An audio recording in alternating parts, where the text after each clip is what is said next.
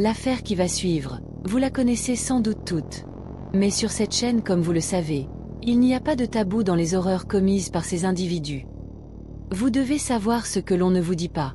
La cruauté barbare de ce qui va suivre est la réalité, que peu de gens ne peuvent vous décrire avec une précision chirurgicale, pardon pour le jeu de mots, mais c'est en rapport avec cette affaire que je vais vous raconter dans les pires détails qu'un être humain peut entendre. Soyez avertis, que ce récit réel que sordide et brut, sans fioriture, avec une intensité qui vous plongera dans la folie. Ce récit, psychologiquement glaçant, cru et sans détour, ne vous laissera pas indifférent après avoir entendu cette affaire. Son nom est Edmund Emil Camper III. Surnommé « l'ogre de Santa Cruz », parce qu'il dévorait les jeunes filles vivantes avant de les éviscérer. Ou le Coed Killer, car il ne tuait pas des femmes, mais des étudiantes. Des gamines. Des innocentes. Comme des jouets qu'on brise pour voir ce qu'il y a à l'intérieur. Edmund Emil Camper est né le 18 décembre 1948, à Burbank, Californie, là où le soleil brille sur les cadavres encore tièdes. Mort le, toujours en vie. Enfermé à perpétuité à Folsom, en Californie. Pas mort. Juste emmuré. Parce que même la mort n'a pas voulu de lui. Information personnelle ou comment un monstre est né. Clarnell et Edmund Camper Jr., un couple brisé, toxique, violent. 3 enfants, Suzanne, Edmund III, Alain. Un père soldat, traumatisé, alcoolique, absent.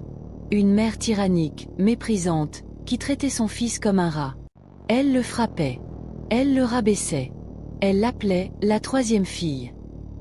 Et son père? Un salaud. Un homme qui a abandonné sa famille quand Edmund avait 9 ans. Clarnell accusait son mari d'être alcoolique, mais elle était pire. Elle était la source. La racine du mal. Edmund Jr. partit en 1957. La maison devint un enfer. Une cage. Sa mère l'envoya vivre à la cave parce qu'elle ne voulait pas partager une chambre avec ses filles. Pourquoi? Parce qu'elle trouvait ses filles trop inconvenantes. Trop vivantes. Trop normales. Edmund, lui, était un fantôme. Un objet. Un garçon terrifié par l'obscurité, par les bruits, par sa propre mère qui le traitait de « poule mouillée ». Il ne comprenait pas la punition. Il ne comprenait pas l'amour. Il ne comprenait que la haine. Et la peur. Et le désir de tout détruire. À 13 ans, il mesurait déjà 1,85 m. Son père faisait 2,05 m. Et sa mère? Elle le regardait comme un monstre. Parce qu'il en était un. Déjà. Dans sa tête. Dans ses rêves. Dans ses fantasmes. Il imaginait des meurtres. Des décapitations. Des séquences de torture. Il ne rêvait pas de filles. Il rêvait de les égorger. De les découper. De les faire taire. Il n'était pas adolescent. Il était un animal en gestation. Et sa mère, elle, était la gardienne de sa cage. Jusqu'au jour où il a décidé de sortir. Pour de bon. Ce qui suit n'est pas de la biographie. C'est une descente dans l'abattoir mental d'un homme qui a confondu la chair humaine avec du plastique à modeler, le sexe avec le tranchant d'un couteau, et l'affection avec le silence définitif d'un cadavre vidé. Les premiers meurtres, l'acte du fondateur. À 14 ans, Edmund Camper ne jouait pas aux billes. Il jouait à tuer. Son grand-père, qu'il admirait, le seul à l'avoir traité comme un humain part en chasse. Il revient. Edmund le salue. Puis il le mitraille de 6 balles.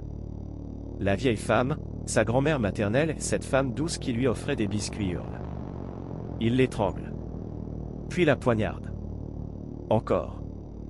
Et encore. Jusqu'à ce qu'elle ressemble à une chose. Pas une personne. Une chose. Il ne fuit pas. Il s'assoit. Il attend la police. Comme un enfant qui vient de casser un vase et regarde les débris sans comprendre pourquoi personne ne l'applaudit.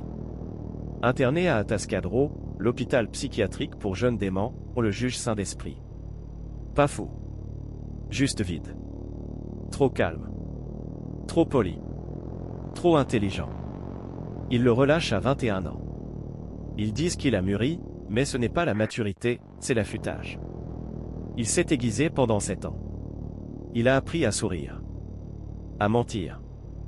À écouter les autres sans penser à leur cage thoracique. Il obtient même un boulot dans la route départementale. Il conduit une voiture de service. Il a un badge. Il est respectable. Et c'est exactement ce qu'il veut. Parce que les filles font confiance au type respectable. Surtout aux géants calmes qui leur demandent poliment « Vous allez où, Miss ? Je peux vous déposer ?» La chasse aux étudiantes, la période glorieuse. De 1972 à 1973, Camper ne dort presque pas. Il roule. Il observe. Il choisit. Il ne viole pas ses victimes avant de les tuer, non, c'est plus pervers que ça. Il les tue d'abord. Parce qu'il a peur. Peur qu'elle le rejette. Peur qu'elle rit. Alors il les étrangle. Très vite. Très propre. Puis, une fois qu'elle ne bouge plus, il peut faire avec elle ce qu'il veut. Elles ne parleront plus. Elles ne jugeront plus. Elles ne ressembleront plus à sa mère. Il les déshabille. Il les caresse. Il les décapite. Il les éviscère.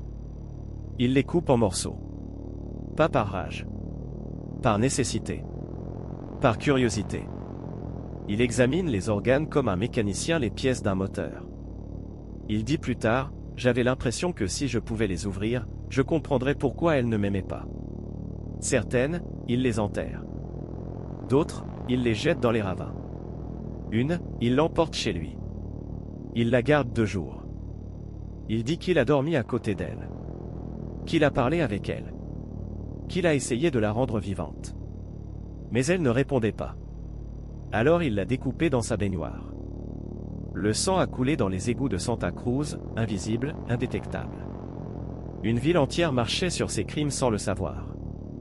Et pendant tout ce temps, il travaille. Il sourit. Il boit des bières avec les flics du coin. Il sait que les meurtres font la une. Il lit les articles. Il rit. Parce qu'il cherche un monstre. Et lui, il est juste un homme. Un homme grand. Poli. Inoffensif. Le grand final, maman. Clarnell. La femme qu'il a façonnée, tordue, brisée. Celle qu'il a traitée de « troisième fille », de « chose inutile », de « rat. Celle qu'il est plus que tout et qu'il désire encore, toujours, désespérément. Le 20 avril 1973, il frappe à sa porte. Il l'étrangle avec ses propres mains. Puis il la décapite. Il la viole avec le manche d'un couteau. Il la découpe. Il la met dans le frigo. Il garde sa tête. Il la parle. Il la frappe contre le mur. Il lui hurle « Regarde-moi maintenant, salope !» Sa meilleure amie arrive. Il la tue aussi. Sans émotion. Sans colère. Comme on éteint une lampe. Puis, il part. Il conduit pendant des heures. Il traverse la Californie. Il atteint le désert. Il appelle la police depuis une cabine. Il dit « Je suis Edmund Camper. Je veux me rendre. » Il ne le croit pas. Pas lui. Pas ce géant affable. Il insiste. Il attend. Quand ils arrivent, il est assis, calme, les mains sur les genoux. Comme un fils obéissant.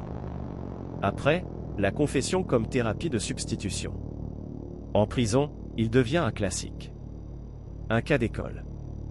Il parle. Beaucoup trop. Il analyse ses actes avec la froideur d'un entomologiste décrivant un insecte. Il dit qu'il ne ressentait rien. Pas de plaisir. Pas de douleur. Juste, du vide. Un besoin d'exister à travers la destruction. Il dit, je n'ai pas tué ces filles. C'est ma mère qui les a tuées. Il veut qu'on le comprenne. Qu'on l'excuse. Qu'on l'admire. Il ne regrette rien. Sauf peut-être de s'être arrêté. Il est encore vivant. À 77 ans, en 2025, il respire. Il mange. Il lit. Il se souvient. Et parfois, la nuit, il imagine encore les mains autour d'un cou. La chaleur du sang. Le silence parfait d'un corps qui ne répond plus. Car dans sa tête, les meurtres ne sont jamais vraiment finis. Ils ne font que ralentir. Ce qui suit n'est pas un récit. C'est une autopsie psychologique en direct, avec les viscères à l'air, les os brisés, les pensées décomposées. Cru, précis, insoutenable. Pas de censure. Pas de pudeur. Juste la vérité sordide d'un homme qui a transformé la chair humaine en objet de manipulation, de jouissance et de vengeance. Les détails, la chaîne de crime. Les premières victimes, les étudiantes, 1972-1973. Camper ne choisissait pas au hasard. Il traquait des filles jeunes, blondes, intelligentes, étudiantes comme sa mère aurait pu être si elle avait été plus douce. Comme ses sœurs auraient pu être si elles avaient été plus tendres. Il voulait des proies vivantes, mais aussi des sujets, des objets qu'il pouvait contrôler, violer, puis détruire. Il les abordait dans la rue, ou sur les routes, avec son sourire de géant inoffensif. Il leur disait, « Je suis un employé du département des transports.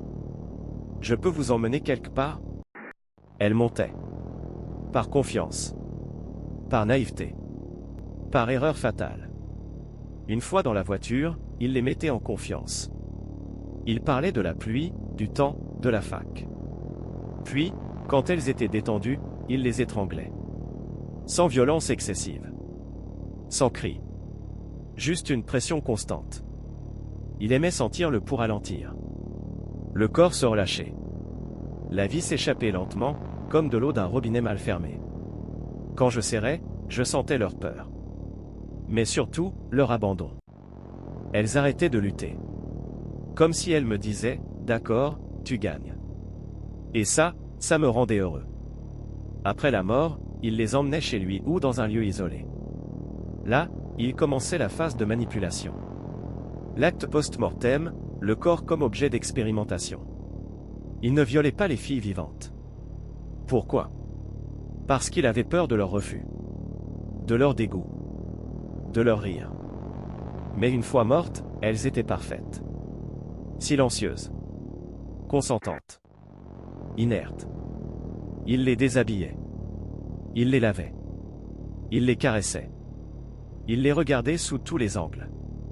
Il les photographiait, oui, il prenait des photos. Avec un appareil photo Polaroid.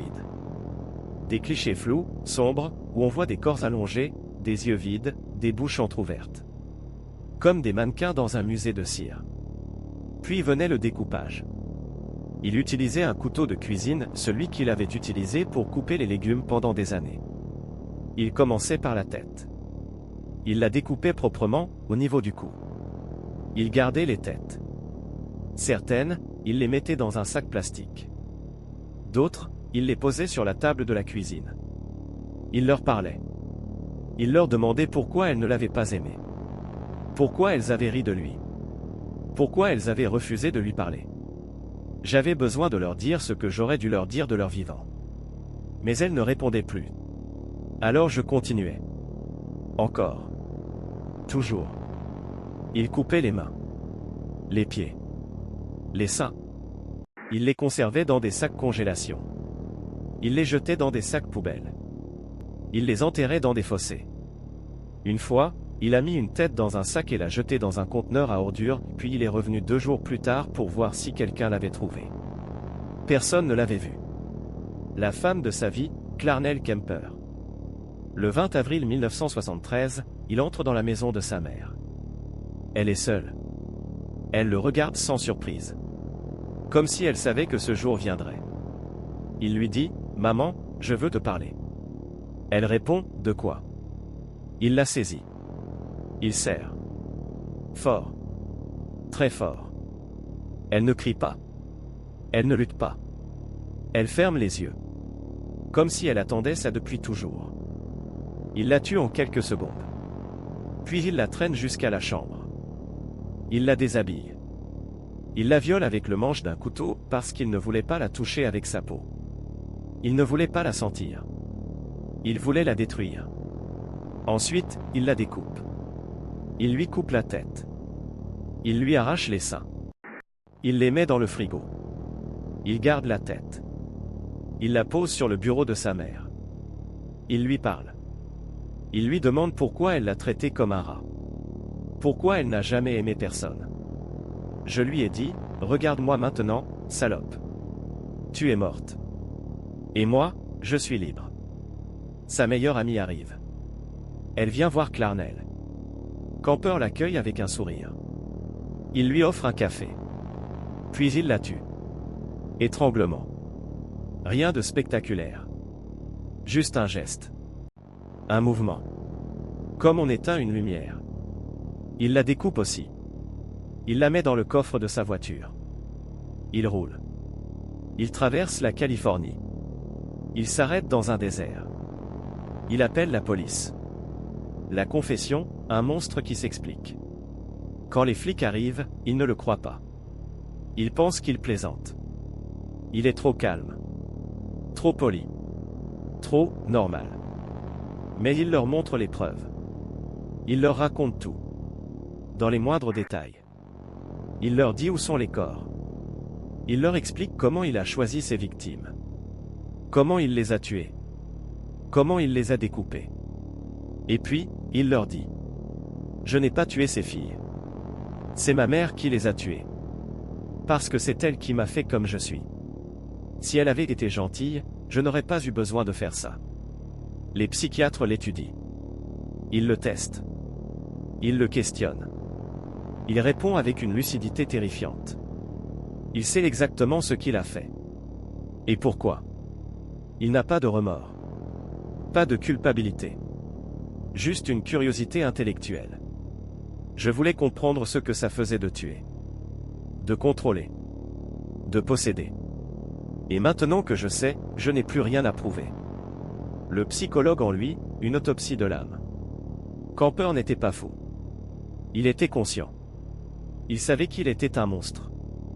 Mais il ne se voyait pas comme tel. Il se voyait comme un expérimentateur. Un scientifique de la destruction. Il disait.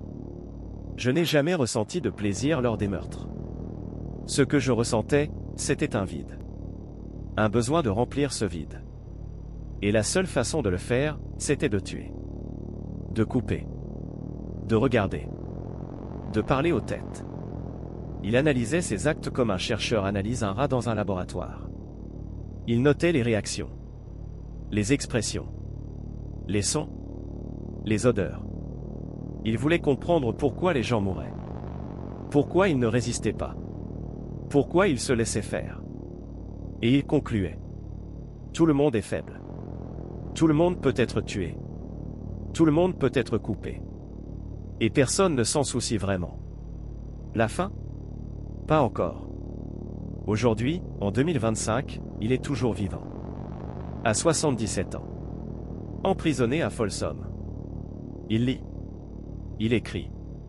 Il dessine. Il parle aux gardiens. Il sourit encore. Parfois, il rit. Il raconte des blagues. Il semble presque normal.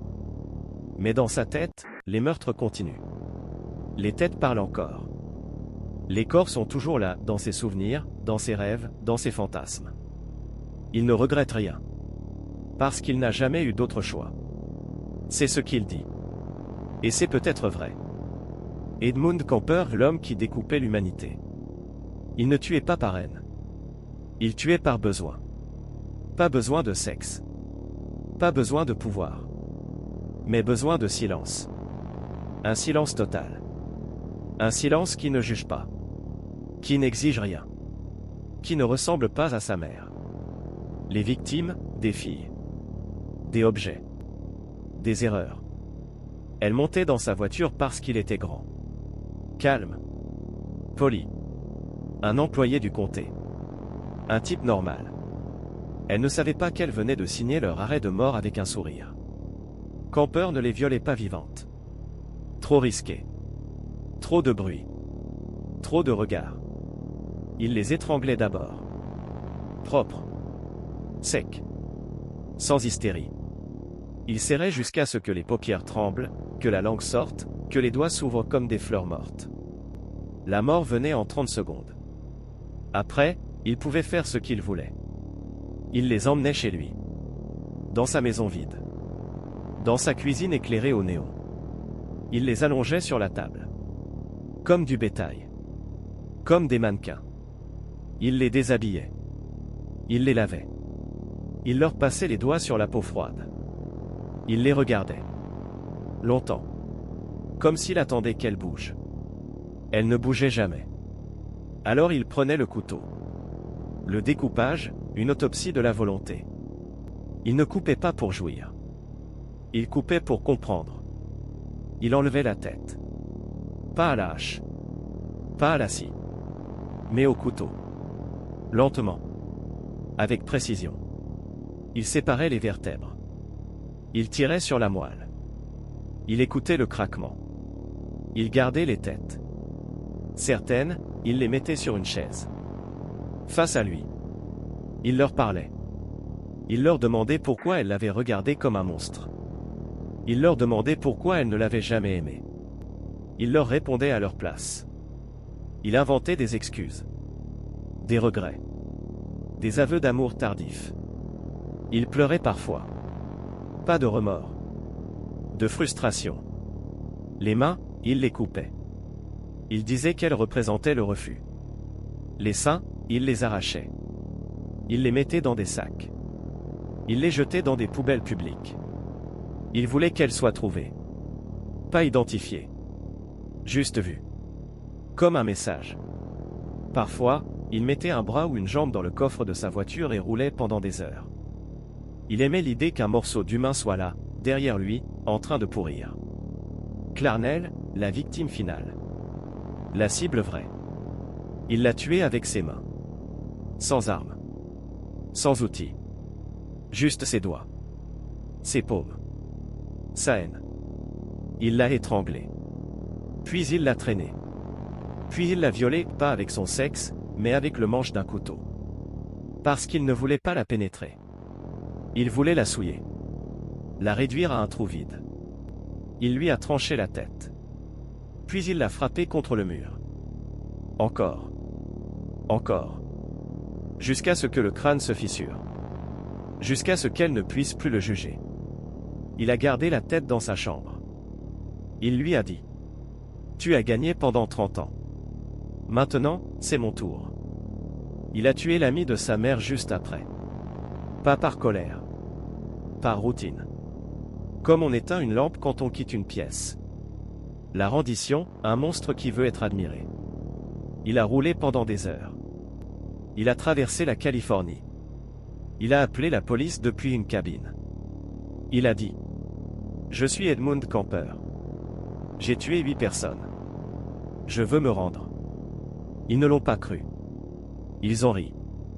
Ils ont dit, c'est pas drôle, Ed. Mais il a insisté.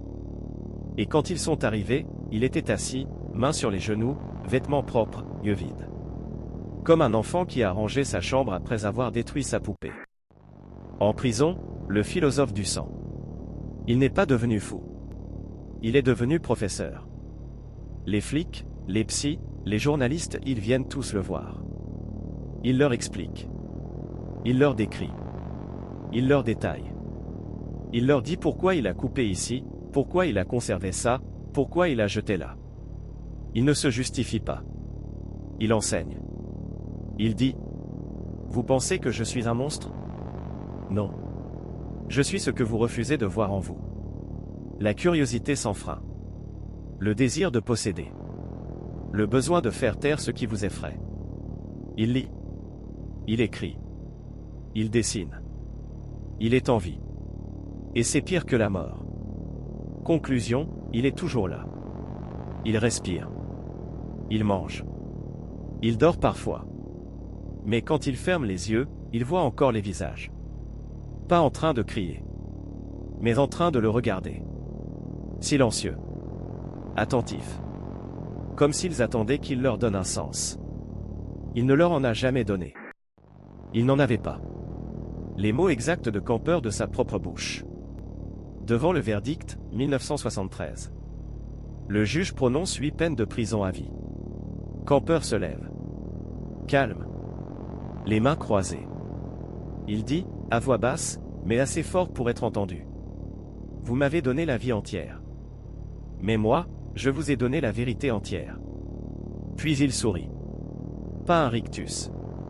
Pas un tremblement. Un vrai sourire. Comme un professeur fier de son dernier exposé.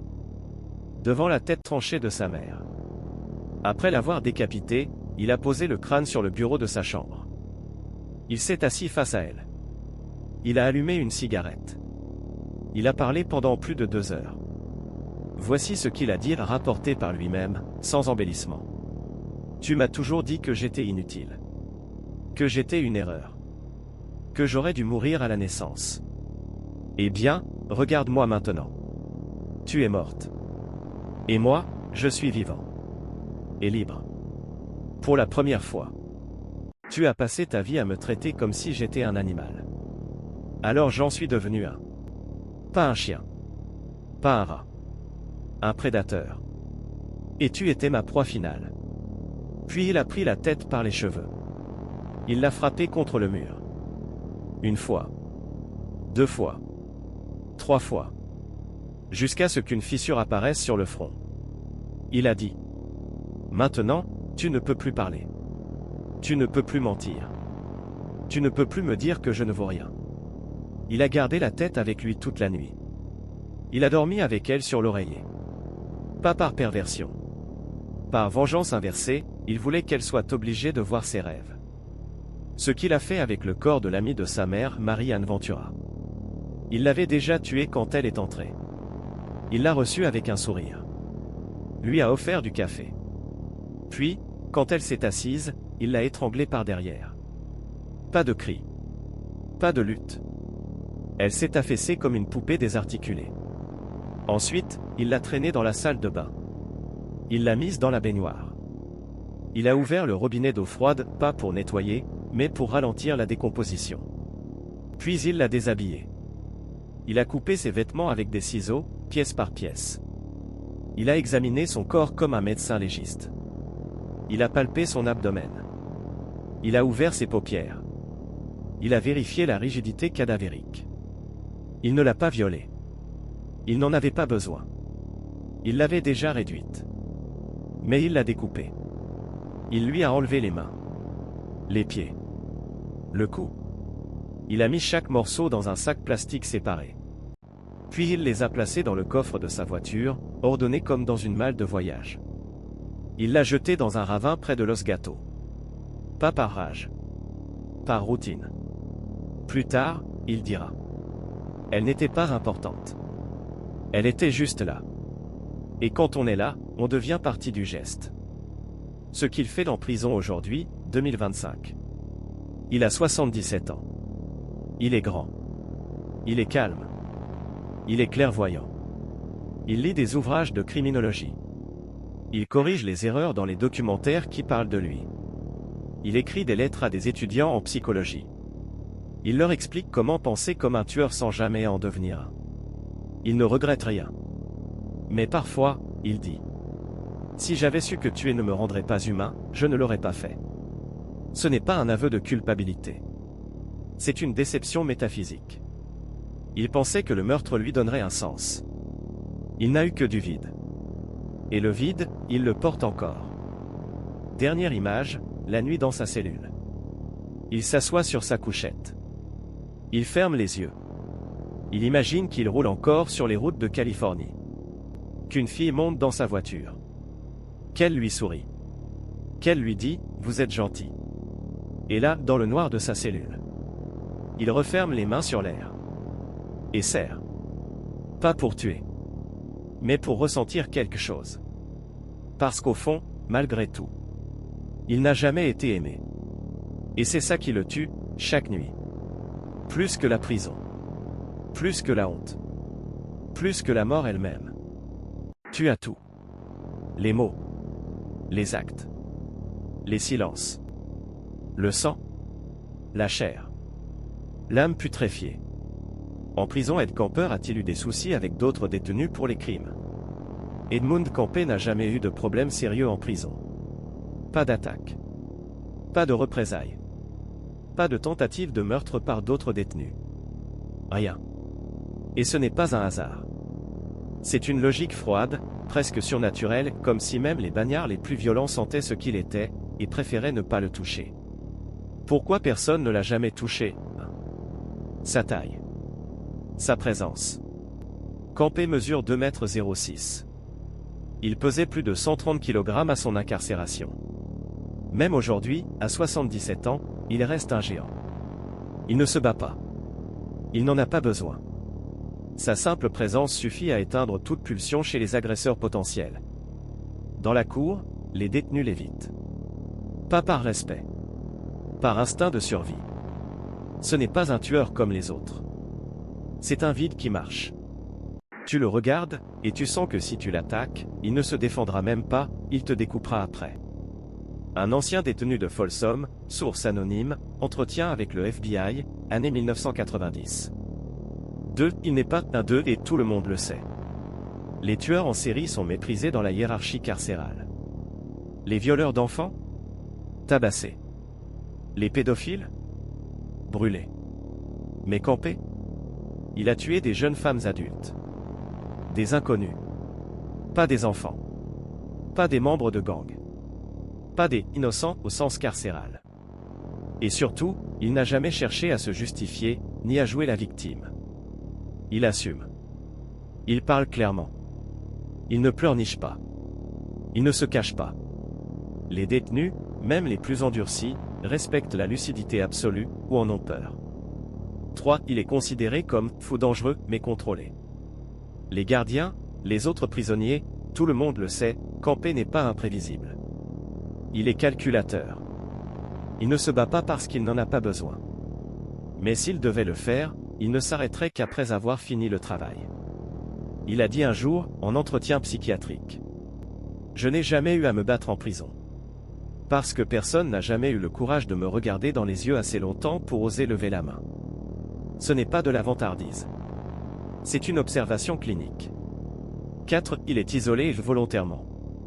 Campé ne cherche pas la compagnie. Il lit, écrit, réfléchit. Il évite les conflits. Il ne participe à aucune activité de groupe. Il est techniquement en quartier de sécurité maximale, mais même là, on lui laisse un espace. Les gardiens savent, le perturber, c'est risqué qu'il se mette à parler, et ce qu'il dit peut détruire plus qu'un couteau.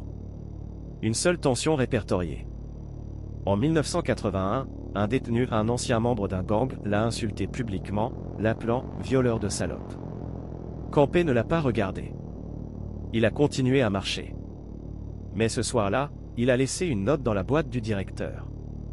Si cet homme me parle encore, je lui expliquerai ce que signifie vraiment « salope ». Et vous devrez nettoyer les murs. L'homme a été transféré le lendemain. Personne n'a su comment Campé avait fait passer le message. Mais plus personne ne l'a jamais provoqué. Conclusion, il est intact. Pas parce qu'il est protégé. Mais parce qu'il est inattaquable. Pas physiquement seulement, psychologiquement. Il incarne une vérité que même les criminels refusent de regarder en face. Le mal n'a pas besoin de cris pour exister. Il suffit qu'il respire. Et Campé respire. Tranquillement. Depuis plus de 50 ans. Sans une égratignure. Sans une cicatrice. Sans une seule goutte de sang versée sur lui. Comme si le monde entier, même le plus brutal, avait compris. Le toucher, c'est risquer d'être absorbé. En décembre 2025, Edmund Émile Campé III a 77 ans. Il est toujours en vie. Toujours incarcéré. Toujours lucide. Où est-il? Il purge sa peine à la California Medical Facility, CMF, à Vacaville, en Californie, pas à Folsom, contrairement à une idée répandue. Il a été transféré là dans les années 1990, en partie pour accéder à des soins médicaux. Il souffre de diabète, de problèmes cardiaques et d'arthrose, mais surtout parce que CMF gère les détenus âgés, malades ou psychologiquement complexes. Il vit en quartier de sécurité maximale, dans une cellule individuelle. Pas en isolement total, il a accès à une cour fermée, à une bibliothèque restreinte, et à des entretiens psychiatriques réguliers, qu'il traite comme des séances de révision. État mental, plus froid que jamais. Campé n'a jamais montré de signe de démence. Au contraire, sa mémoire est intacte. Il se souvient des noms de ses victimes, des dates, des routes qu'il a prises, des couteaux qu'il a utilisés. Il lit encore essentiellement des ouvrages de criminologie, de philosophie, et des biographies de tueurs en série plus récents que lui. Il les critique. Il les juge. Il les trouve trop impulsifs. Aujourd'hui, il tue comme des gamins qui cassent des vitres. Moi, j'ai tué comme un homme qui pose une question. Et j'ai attendu la réponse. Entretien non officiel, 2021, rapporté par un ancien psychologue pénitentiaire. Il n'a jamais exprimé de remords au sens moral. Mais il admet parfois, avec une froideur clinique. Je n'aurais pas dû. Pas parce que c'était mal. Mais parce que ça n'a rien changé. Sa vie quotidienne en décembre 2025 le matin, réveil à 5h30. Toilette. Petit déjeuner, flocons d'avoine, pain, café sans sucre, point la journée, lecture. Écriture, il tient un journal crypté, que les autorités surveillent. Promenade de 30 minutes dans la cour, point le soir, repas léger. Écoute de radio, BBC World Service, NPR, point pas de télévision. Pas d'internet. Pas de contact avec l'extérieur, sauf par courrier censuré. Il refuse les interviews depuis 2018. Il dit que les gens ne veulent plus comprendre. Ils veulent du spectacle. Sa santé en détention en 2025. Il est fragile, mais stable. Son cœur est usé. Ses articulations le font souffrir. Il a perdu presque toute sa vue nocturne. Mais son esprit, aiguisé comme une lame. Les médecins pénitentiaires estiment qu'il pourrait vivre jusqu'à 85 ou 90 ans si son cœur tient. Et cette idée le fait sourire. La prison, c'est la seule maison où je n'ai jamais été battu. La seule famille qui ne m'a jamais trahi. Je mourrai ici. Et ce sera la seule chose juste que la vie m'aura donnée. Héritage. En décembre 2025, Camper est le doyen des tueurs en série encore en vie. Ted Bundy est mort. Jerry Brudeau est mort. John Wayne Gacy est mort. Lui, il respire. Il est devenu une figure mythologique dans les annales du crime, le tueur trop intelligent pour être arrêté, trop lucide pour être fou, trop calme pour être cru. Les agents du FBI le citent encore dans les formations. Les profileurs étudient ses entretiens comme des textes sacrés du mal. Et dans les couloirs de Vacaville, les gardiens murmurent. Il ne parle plus. Mais il observe. Et il se souvient. En résumé. En décembre 2025, Edmund Camper est un vieil homme en cage. Mais la cage, c'est aussi ce qui le protège. Parce que dehors, le monde a oublié ce qu'est la vraie terreur. Lui, non. Il attend. Pas la mort. Mais qu'on arrête de le comprendre à moitié. Et tant qu'on n'y parviendra pas, il continuera à vivre. Dans le silence qu'il a toujours préféré. Si vous avez aimé cette histoire sordide bien que tout est réel, merci de la commenter en commentaire, et de mettre un petit pouce bleu, ou de vous abonner à la chaîne pour le soutien.